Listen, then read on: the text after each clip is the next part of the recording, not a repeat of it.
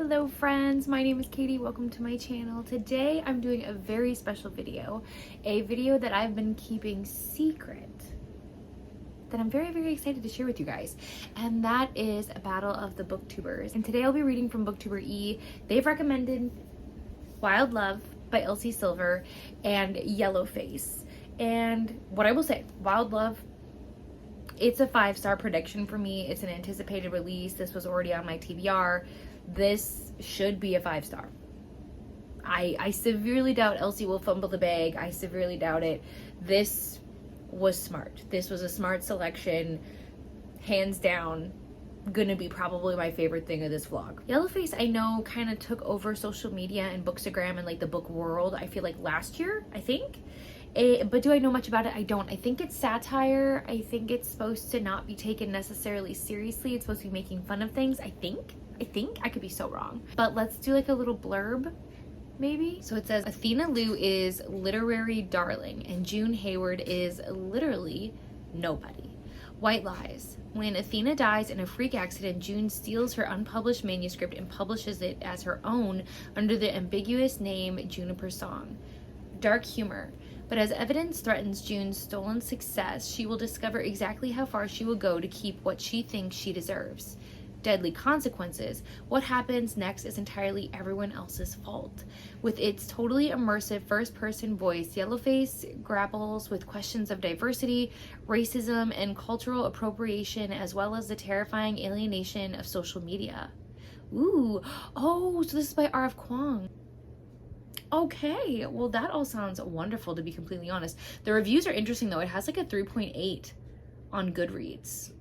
Do with that information what you will. I don't know. I do know I've wanted to read this for a very long time, so I'm very excited to get to it. So what I will say is, like, I'm feeling really good about these choices. I'm feeling really excited to get to them. I honestly hope that maybe I'll love them both, but currently right now I'm predicting that Wild Love will come out on top.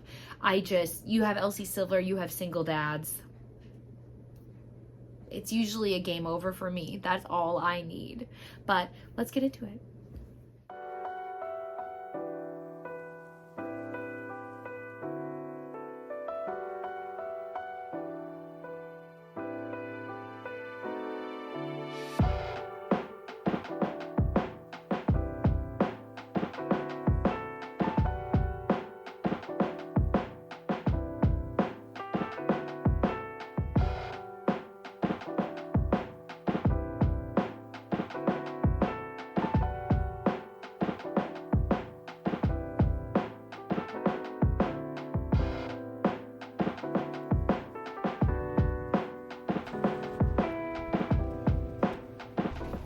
Hello friends. It has been so long since I've done an update and I am so sorry. It's because I'm doing too many vlogs in one week, to be honest. So I'm falling behind. Who's surprised? Not me, certainly not me. But also want to apologize if you can hear the rain. It is super stormy today. There is nothing I can do about it. If you want a clip, this is what we're dealing with. So I am about 185 pages into Wild Love, you guys. Any guesses? Any guesses? You know I love this, right? You know I am absolutely eating this whole book up, right? I don't know if I've said a synopsis or not about what this book is about.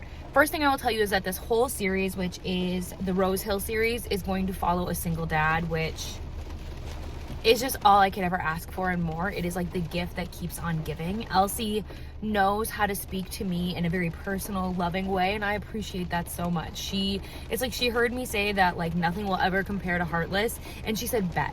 She said bet, and I love this for me.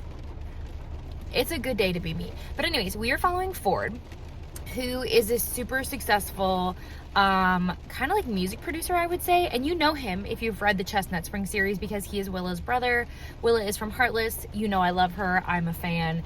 And we're following him as he moves back to Rose Hills, and he is starting his own like production company. And which is, what is it called? Do I even know? I don't know. He's starting his own production company for music, and one day a girl shows up on his doorstep, and I know what you're thinking. Oh, it's the love interest. It's Rosie. Wrong. It's Cora, who happens to be his daughter that he knew nothing about. And I really love the way they spin this story, because you would think, oh, one night stand gone wrong. No, you're wrong. You're wrong. Read this book. I promise you, it's kind of like a breath of fresh air, in my opinion, with a spin on that trope. And then on the flip side, we are following Rosie, who is Ford's best friend's sister, the little sister, if that makes sense. So you've got best friend's sibling, right? But anyways, Rosie is having some bad luck, okay? Rosie lives in the city, and she has been working really hard to have this job. And what is the job? That is a great question. Something in business? I should know.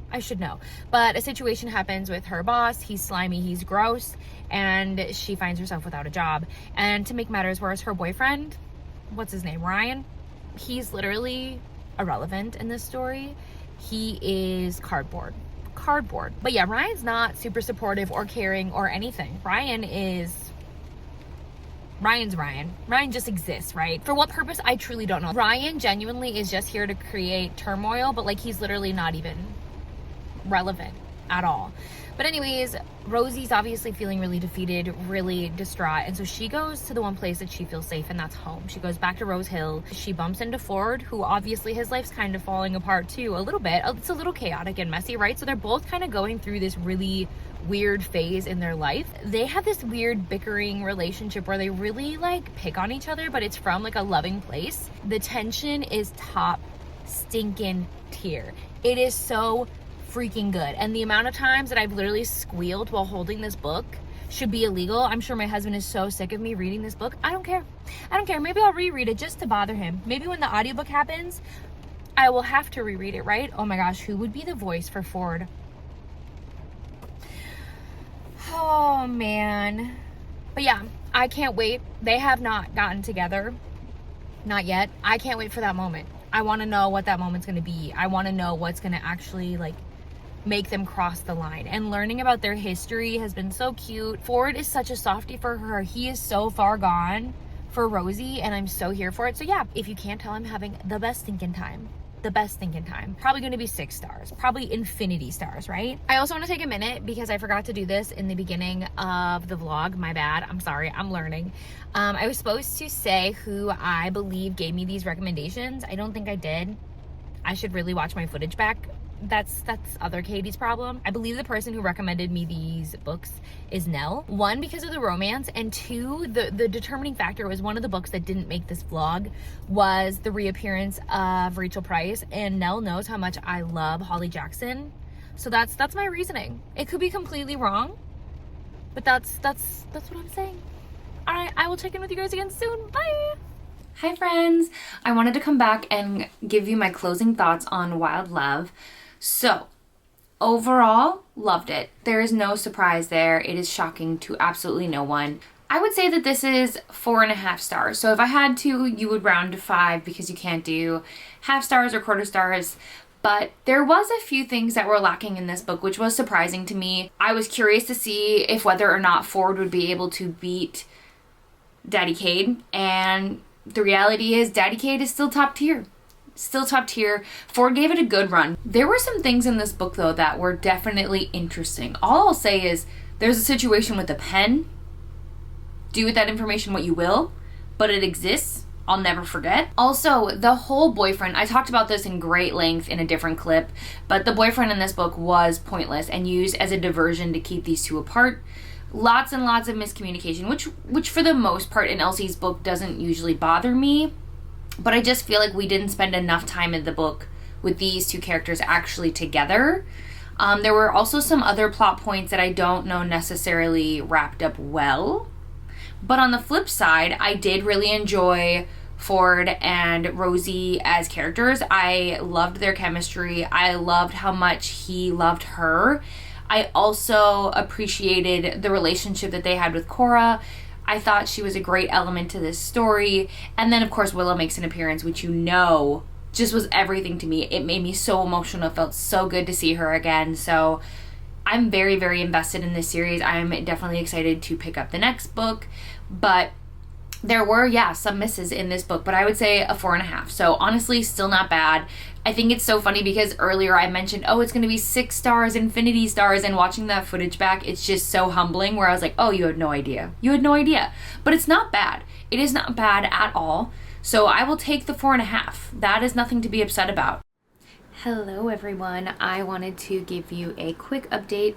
I have been listening to Yellowface, and I mentioned before that I didn't know much about what Yellowface was before going into this vlog. And what's crazy is, looking back at my footage, I even told you guys, I read you a blurb, right? So you would think that when I picked up this book, I had some kind of understanding of what was going to happen. No, completely forgot it. It just left my brain. So like when I tell you guys like, oh, I'm gonna forget this, I genuinely mean that. Like sometimes I will read something, right? Just like when we finish a book and we're like, loved it, amazing. And then somebody will be like, oh, what was that book about? And you'd be like, I don't remember. That's me. I read the blurb for this book, completely forgot. But we need to talk about the fact that Yellowface is insane. It's unhinged. I don't know how I will ever get over this book. I don't know how I will read something crazier than this. I'm sure I will, but it's like the concept is crazy to me. So the idea of you have this friend, right? And I don't even like the word friend, because based on how these two characters treat each other, are they good friends? I don't think so. I really don't think so. So in this book, we are following June and her friend Athena. And Athena is a very well-known, a very popular author, right? And they're spending this night together. They're reconnecting. They're like old friends, acquaintances, whatever you want to call it. And they are having dinner and catching up. And Athena mentions that she has this manuscript that she just finished that nobody else has seen yet, right? And she wants June to be able to read it. So June kind of looks over a few pages, and in her head, she's like, this is amazing, but out loud, she's kind of snarky and not very nice. Shocking. One thing leads to another. Athena dies. So naturally, you would think the first concept would be, oh my gosh, how sad my friend died. Wow. And while the conflict and like tension was there and it was crazy, it was chaos, what we weren't expecting was for June to steal this manuscript, switch it up a little bit, and sell it as her own. I'm sure we've all had moments of being a shitty friend. I don't think I've ever been that shitty. Everything that unfolds after that is insane. It's insane. I don't know how this woman goes to sleep at night. I don't know how she looks at herself in the mirror and doesn't feel sick. Like all the money that she's getting, how does that not make her feel ill?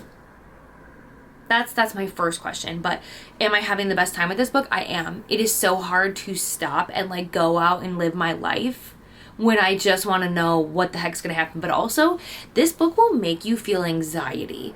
This book, there's not really a character you like.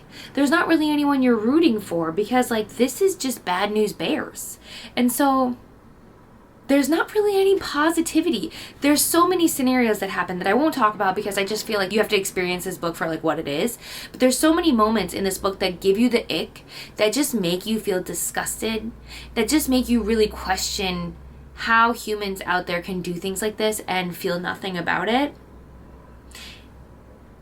I don't know. I don't know where this book's gonna go. I have no idea. I just know that it's going to be insane.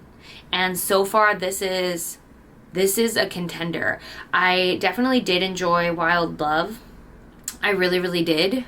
But this book, like whoever this recommender is, which I do think it is Nell, props to them, because both of these books are great. I'm having a great time with them.